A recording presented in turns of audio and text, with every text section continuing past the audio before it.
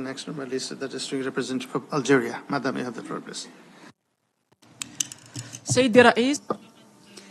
Mr. Chair, Algeria has voted for the resolution concerning the permanent sovereignty of the Palestinian people in the occupied Palestinian territory, including East Jerusalem, over their natural resources.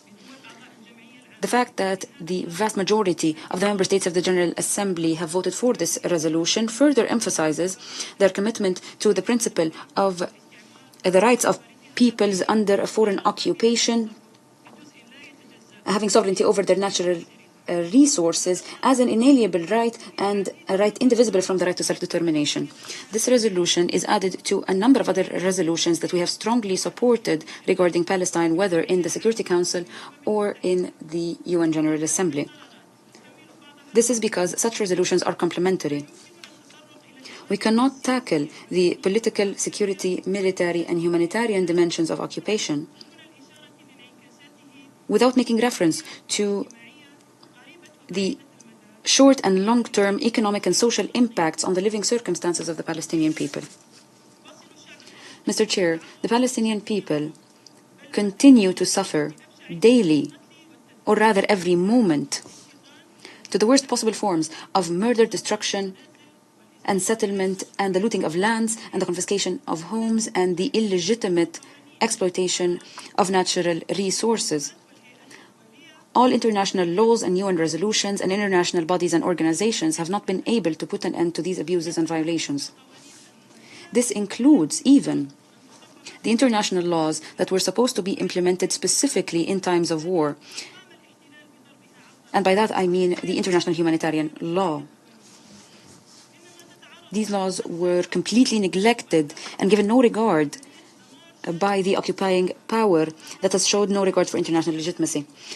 Gaza has been suffering for over a year a clear destruction that has left over 43,000 people killed, the majority of which were women and children. It has led to the displacement of 2 million people and has destroyed the critical civilian infrastructure in a near complete manner, including schools and homes and hospitals and water and electricity network.